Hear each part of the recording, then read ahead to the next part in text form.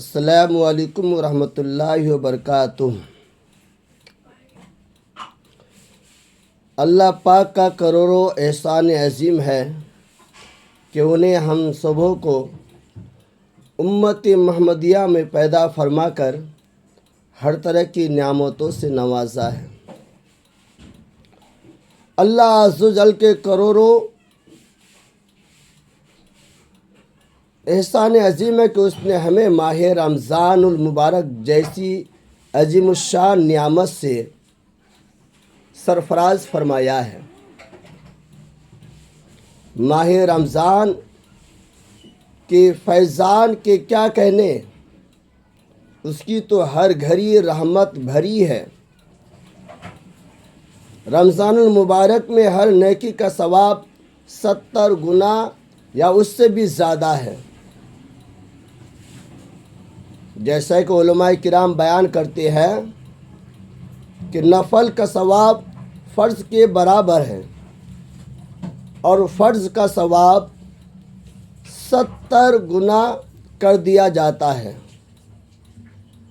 عرش اٹھانے والے فرشتے روزہ داروں کی دعا پر آمین کہتے ہیں اور فرمان مصطفیٰ صلی اللہ تعالی علیہ وآلہ وسلم کے مطابق رمضان کے روزہ دار کے لیے مچھلیاں افطار تک دعائے مغفرت کرتی رہتی ہے۔ سبحان اللہ۔ حدیث پاک میں ہے عبادت کا دروازہ اللہ پاک کے محبوب رسول پاک صاحب اللہ صلی اللہ علیہ وسلم کا فرمان عالی شان ہے، روزہ عبادت کا دروازہ ہے۔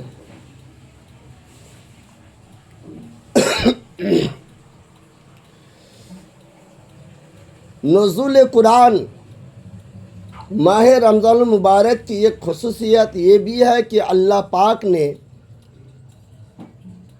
اس میں سے قرآن پاک نازل فرمایا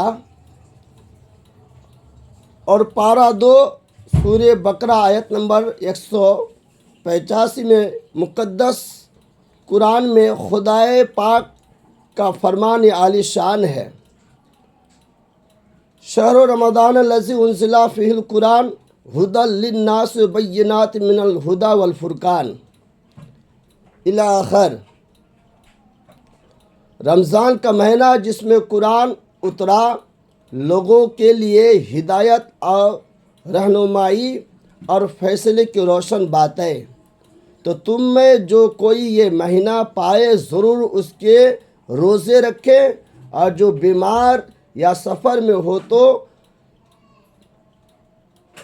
اتنے روزے اور دنوں میں اللہ عز و جل تم پر آسانی چاہتا ہے اور تم پر دشواری نہیں چاہتا، اور اس لیے کہ تم گنتی پوری کرو، اللہ پاک کی بڑائی بولو اس پر کہ اس نے تمہیں ہدایت کی اور کہیں تم حق گزار ہو۔ مہینوں کے نام کی وجہ، رمضان یہ رمز سے بنا ہے جس کے معنی ہے گرمی سے جلنا، کیونکہ جب مہینوں کے نام قدیم عربوں کی زبان سے نقل کیے گئے تو اس وقت جس قسم کا موسم تھا اس کے مطابق مہینوں کے نام رکھ دیے گئے۔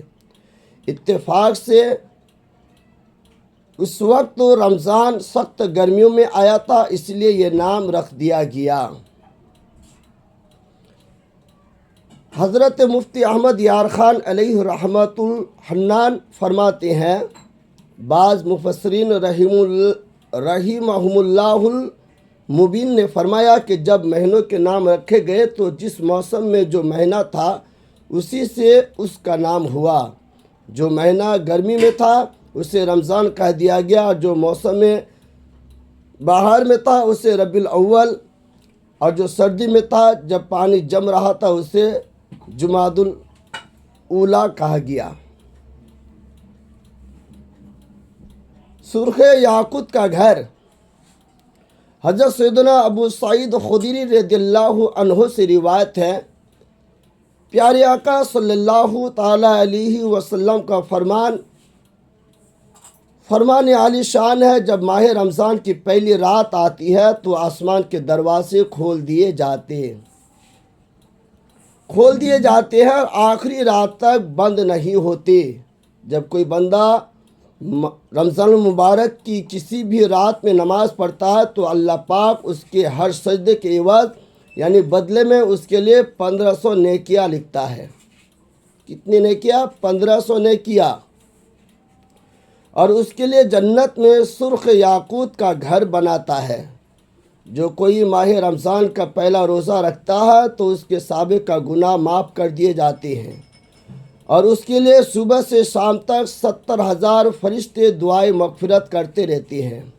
رات اور دن میں جب بھی وہ سجدہ کرتا ہے تو اس کے ہر سجدے کے بدلے اسے جنت میں ایک ایسا درخت عطا کیا جاتا ہے، اس کے سائے میں گھوڑے سوار 500 برس تک چلتا ہے۔ 5 خصوصی کرم حضرت سیدنا جابر بن عبداللہ رضی اللہ عنہ سے روایت ہے کہ رحمت عالم صلی اللہ علیہ وسلم کا فرمان عالی شان ہے کہ میری امت کو ماہ رمضان میں 5 چیزیں ایسی عطا کی گئی جو مجھ سے پہلے کسی نبی کو نہ ملی۔ جب ماہ رمضان المبارک کی پہلی رات ہوتی ہے تو اللہ تعالیٰ ان کی طرف رحمت کی نظر فرماتا ہے، اور جس کی طرف اللہ عز و جل نظر رحمت فرمائے اسے کبھی بھی عذاب نہ دے گا۔ نمبر 2، شام کے وقت ان کے منہ کی بو جو بھوک کی وجہ سے ہوتی ہے اللہ تعالیٰ کے نزدیک مشک کی خوشبو سے بھی بہتر ہے۔ نمبر 3، فرشتے ہر رات دن ان کے لیے مغفرت کی دعائیں کرتے رہتے ہیں۔ نمبر 4، اللہ تعالیٰ جنت کو حکم فرماتا ہے کہ میرے نیک بندوں کے لیے مزین یعنی آراستہ ہو جا، عنقریب وہ دنیا کی مشقت سے میرے گھر اور کرم میں راحت پائیں گے۔ نمبر 5، جب ماہ رمضان کی آخری رات آتی ہے تو اللہ تعالیٰ سب کی مغفرت فرما دیتا ہے۔ قوم میں سے ہر ایک شخص نے کھڑے ہو کر عرض کی، یا رسول اللہ صلی اللہ علیہ وسلم، کیا وہ لیلۃ القدر ہے؟ ارشاد فرمایا، نہیں، کیا تم نہیں دیکھتے کہ مزدور جب اپنے کاموں سے فارغ ہو جاتے ہیں تو انہیں اجرت دی جاتی ہے۔ صغیرہ گناہوں کا کفارہ حضرت سیدنا ابو ہریرہ رضی اللہ عنہ سے مروی ہے، حضور پنور صلی اللہ علیہ وسلم کا فرمان ہے کہ 5 نمازیں اور جمعہ اگلے جمعہ تک اور ماہ رمضان اگلے ماہ رمضان تک گناہوں کا کفارہ ہے، جب تک کہ کبیرہ گناہوں سے بچا جائے۔ اللہ پر ہم سبوں کو ماہ رمضان مبارک کے مہینے کے روزہ رکھنے اور ادب احترام کرنے کی توفیق عطا فرمائے۔ وما علینا الا البلاغ۔ السلام علیکم۔